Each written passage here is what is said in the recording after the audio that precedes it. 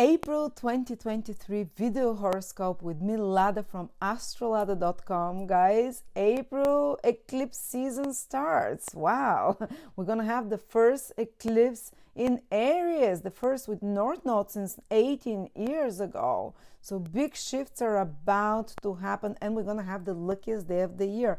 Jupiter will join the sun. For every one of us, some powerful new creative inspirational opportunity will appear that will make us feel more alive. We'll talk through all of that. And Mercury goes retrograde, but who cares? But the eclipses and Jupiter and the sun.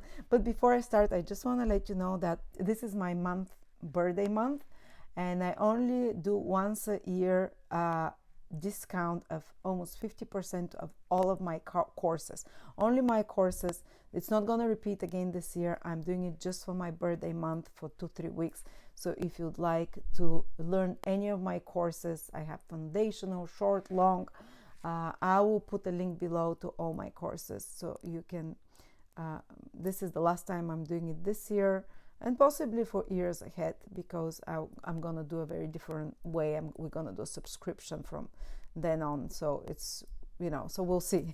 So thank you so much. Let's begin the April 2020 Virgo Sun, Moon, or Rising, April 2023. Virgo, let's see how the month goes. Saturn becomes visible in your 7th house from the beginning of the month for the first time in 30 years. Saturn is there and is being born, so it's time to put some new structures in regards to your relationships. This can make you more and more aware starting from April that this needs to be certain barriers in regards to what you let into your life through others, certain rules. You might have more demands towards others. You might become more particular about what you need from others. But also it can come to you from the other side, that others might start putting demands on you, and that they want certain things from you as well. So it can come from both ways. And also 7th house is not only personal relationships, it's about, and also Saturn can make you ask to start building something together with a partner, to take more responsibility together with a partner, to lay foundations for something new. More responsibilities can be a child, for example. Saturn rules your 5th house. Or more responsibilities can be some work project together. Or maybe taking care of your health and laying foundations, because Saturn also rules your 6th house. But if you do it in a partnership now, you can be more consistent, because the ruler of the 6th house is in the 7th, laying foundations together. And, more secure foundations for improving your health together, or some work project. But of course, some problems in relationships can also appear when Saturn is born there, because Saturn is the planet of making you see what is not going well. Saturn makes you see what you don't like and what is not good right now in certain areas, and that's for you is relationships, contracts. Also, that can be time when you start putting more rules and regulations in regards to interactions with clients, or in regards to a business, because 7th house is very business related.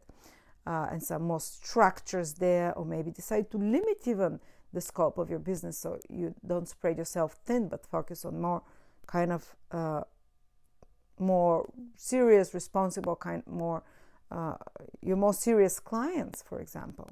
That's another way it can play out, but let's not focus too much on that.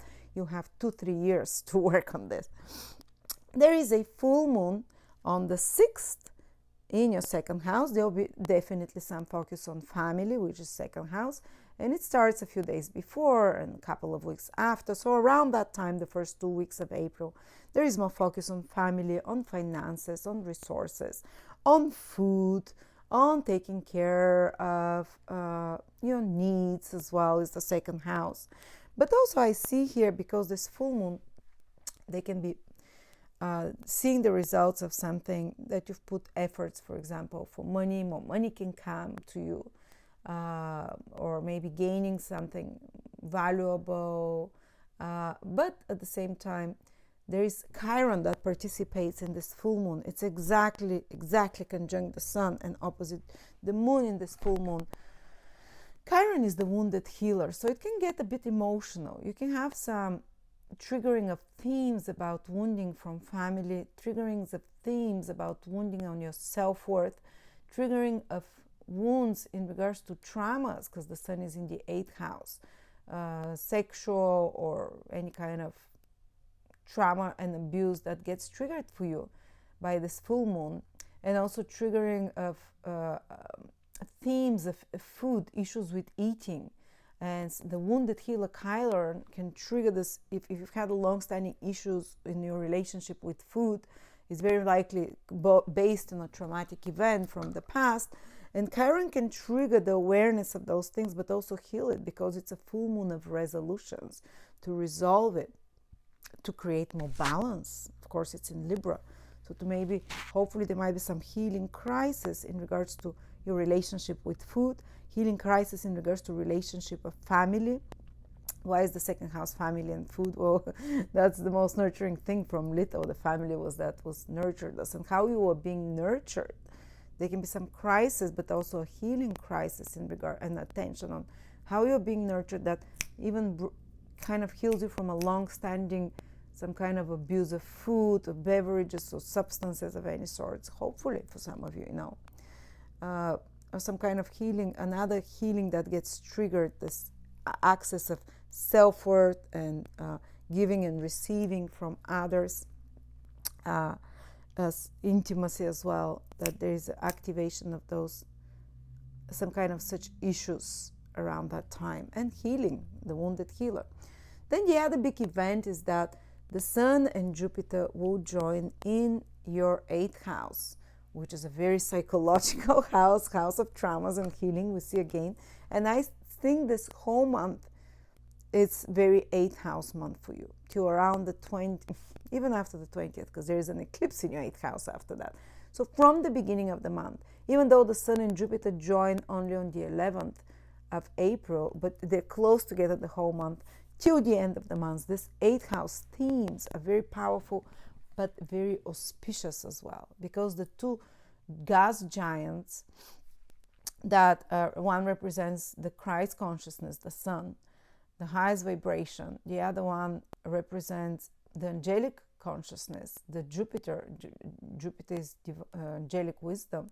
So the planets of the Sun and Jupiter, the two greatest benefics, so to speak, and the bringers of knowledge and understanding, are in your 8th house of trauma. 8th house is a hidden dark house, has scorpionic energies, where we hide our secrets, where our traumas stay from this life, or even from relationships, or sexual, or any kind of mental, psychological traumas, things that we can't forgive, or things that we kind of cringe when we remember, and things that we carry in our body as even illnesses sometimes, because of the psychological pain that it's caused. They're locked in somewhere in the body.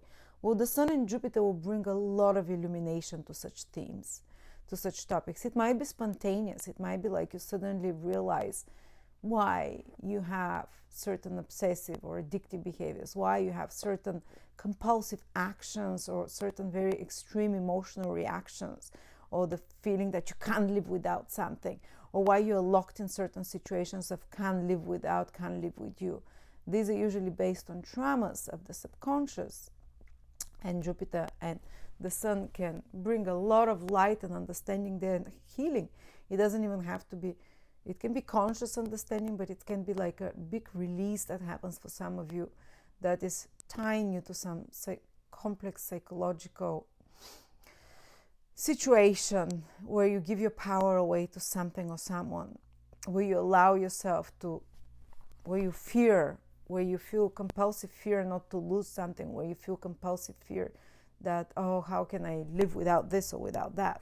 So there is a very rare chance, this Jupiter-Sun conjunction, the whole April, of psychological healing, sudden shift of huge levels of heavy emotions that are released, and it can be a bit explosive at that, because of the, this release of energy. But after that, you can feel much lighter. And if you work with a psychologist or with an astrologer, or if you yourself that read psychology, investigate yourself, they can be realizations, very profound realizations and healings. Even if you're not if you do astrology, there can be some deep realizations there as well. Healing and releasing. It's a moksha house of liberation, of release. And you can release a lot of blockages towards intimacy as well. Another, because 8th house is intimacy, ability to connect with another on a deep level. Another way it can play out is also conceptions and pregnancies, because 8th house is that. Deaths and births. Sometimes in extreme cases they can even be the death of someone, but you benefit something because it's Jupiter the Sun, like inheritance or something. I don't want to go there. No, I don't want to scare you. Don't worry. But also the 8th house can be like a divorce. It's kind of some shocking life events that can happen. Divorce, separation, deaths, births. But again, you benefit something. It is the 8th house. You gain. It's two benefic planets, Jupiter and the Sun. You gain something, and it's almost like if you lose something, if something dies in your life now and ends abruptly, despite of that, it triggers you into new life force and hope and faith and feeling alive, because Jupiter and the Sun participate. So even if something ends abruptly, it's like it gives you new life force. It's almost like a rebirth that's going to happen for some of you. The 8th house is the house of death and rebirth. An old part of your ego can die and a new part can be born. As I said, it can happen through psychological unloading and releasing of some trauma, or it can happen through some literal crisis and death that happens, but that rebirths you, or something crazy like getting pregnant, or some releasing you from certain heavy burdens from the past and being reborn in a new way. And of course, the 8th house is resources that come to you from others. For example, now something very powerful can happen, like your partner starts making more money, or your clients start bringing more money, or some mutual business idea that, say, if you take a new responsibility with a partner here with Saturn in the 7th house, it can indicate, and Jupiter and the Sun meet in the 8th house of other people's resources, that you can bring in a lot of money through some mutual goal or whatever. If you combine with another your powers, this certain Jupiter conjunction triggers now inspirations and ideas that will take 12 years, and it will give for 12 years more abundance or gains or security for you. So it can be something like that as well. Maybe money comes to you, or maybe money comes to you from a divorce, or money comes to you from your partner starting to make more. Or not only money, but resources and support can come to you from government, or from some stock market investment suddenly, or from some inheritance, or someone else gives you, and that can bring new opportunities for you there. It's like opens new doors. And of course, there is an eclipse after that in this 8th house. So we're seeing here that this eclipse is on the 20th of April, and it's active for 12 months after that. So again, some sudden event can happen. It can be like pregnancies and so on. So it's kind of the more fated extreme events, for better or worse, that turns your life around. Might be again like inheritance and all of those things, but the themes, it's not just this April, it carries on for a long time, and you gain something from it because the North Node participates in the eclipse.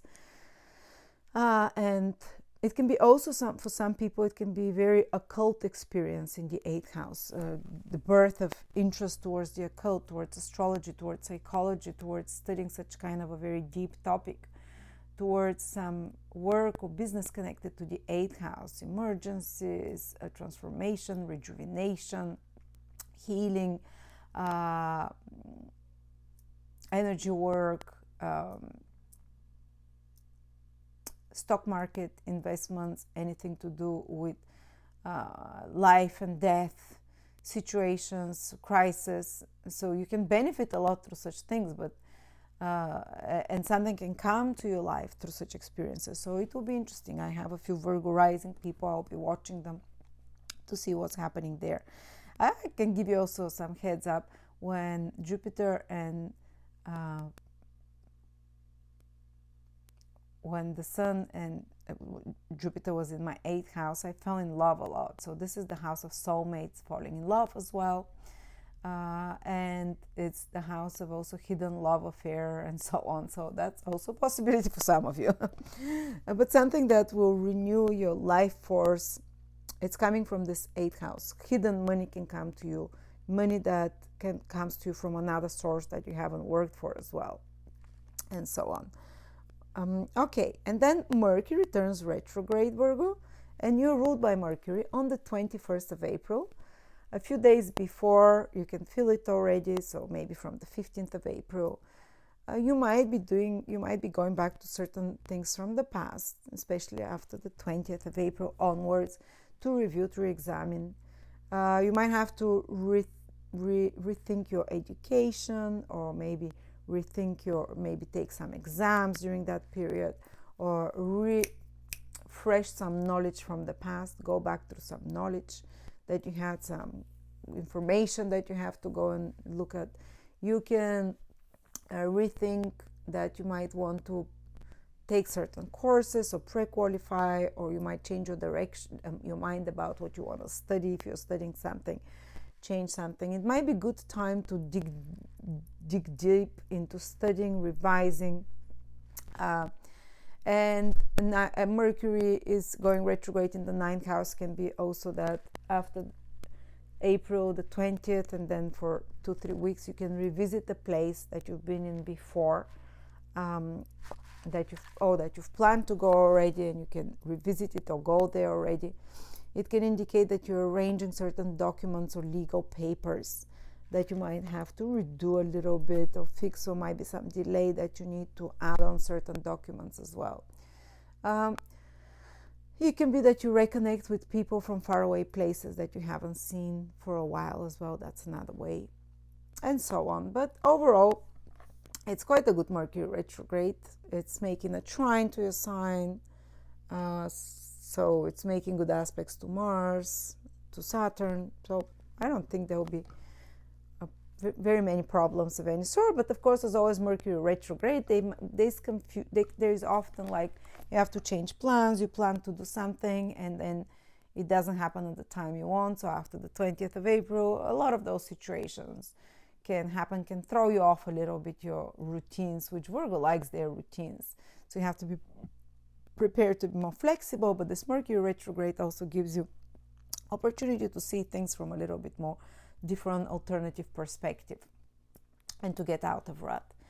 So thank you so much, Virgos, and I hope you enjoy this month, and I hope there is this powerful healings.